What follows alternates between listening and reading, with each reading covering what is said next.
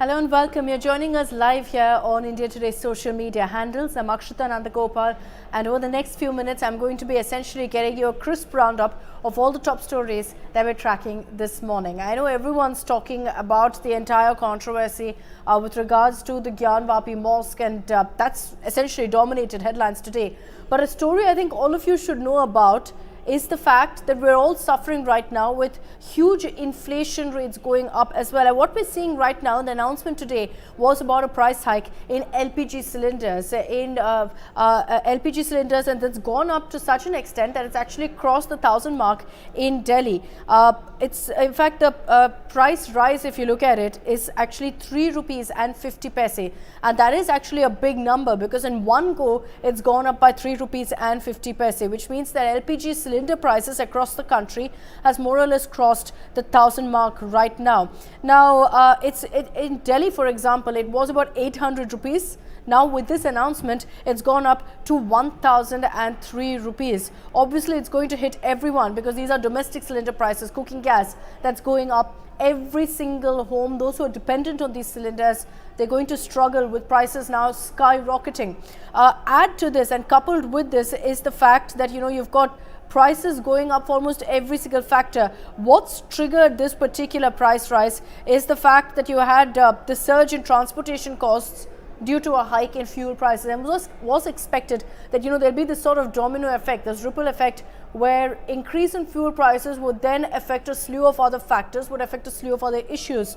One of the results of the fuel price hike is also LPG cylinder prices going up. And remember that this is happening at a time when the consumer price index, retail inflation basically, has also gone up. It's hit, unfortunately, new record highs. It's grown to 7.8% in April. That's the highest, in fact, in the last 8 years or so. So that by itself has meant sure that everyone is already struggling because prices of almost everything is going up. Food prices are going up. Obviously, this is because of a number of factors, largely a number of geopolitical issues also, like the war between Russia and Ukraine, the effect of which is being felt across the world. In India too, you can see it seeping through into the economy and affecting the layman, affecting every single person out there in the form of now LPG cylinder prices going up, food prices going up, retail inflation, as I told you, is at its worst in the sense that it's highest, I think, in the last 8 years or so at 7.8%.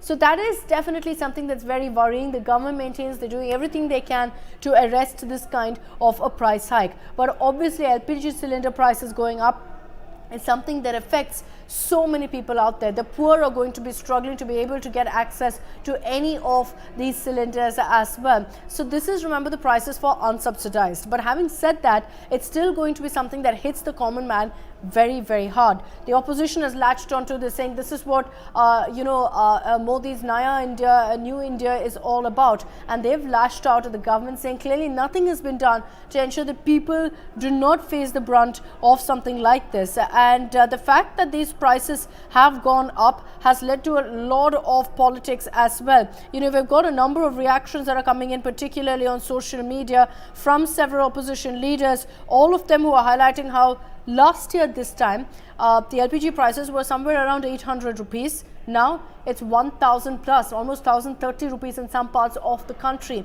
And this is something that the government is saying we are working on. Keep in mind that there are soaring crude oil prices, so there's only so much that the government here can also do. So that is something, unfortunately, that we have to deal with. The reality of the situation, considering that globally also things are changing, and globally almost every country is feeling a similar pinch of prices going up. So that's something that we'll be tracking closely and getting you the latest reactions as well. Let me get you what's happening in the Gyanvapi case. There were big updates expected today from both the Varanasi court as well as the Supreme Court. Both courts essentially were looking into this entire matter, and the Supreme Court now, and just a few moments ago, so I'll get you that update first, the Supreme Court has adjourned the matter to tomorrow. But what they've also said is that the Varanasi Civil Court cannot hear this case either. So essentially there's going to be no big update that comes in today because of the fact that the Hindu side sought more time. When they said they want more time in the Supreme Court made it very clear that, look, we can't do that because there's a hearing happening in the Varanasi court. The Muslim side, who had originally filed the petition in the Supreme Court, also said the same thing. They said that they fear that there'll be a demolition of the Wazu Khana. The Wazu Khana is where the Hindu side claims there is a shivling that's been found, and that there's evidence of a shivling, which the Muslim side has referred to as a fountain. They're saying it's not a shivling, it's a fountain. Whatever it is, the Muslim side said, we're worried that with the hearing happening in the Varanasi court, there could be a go-ahead for the demolition of the Wazu Khana within the Gyanvapi mosque. So the Supreme Court, to ensure that the Muslim side also feels reassured, has said that the Varanasi court cannot hear this matter till tomorrow, which is when the Supreme Court takes it up. So right now, effectively, the Varanasi Civil Court cannot pass any sort of order today. Next 24 hours, nothing is going to happen in the courts in this particular issue. But what I can tell you is that the survey report, very, very crucial this, because there was a 3-day survey conducted within the Gyanvapi mosque by a team that had in fact gone into the mosque, taken photos, taken videos of what kind of evidence is there.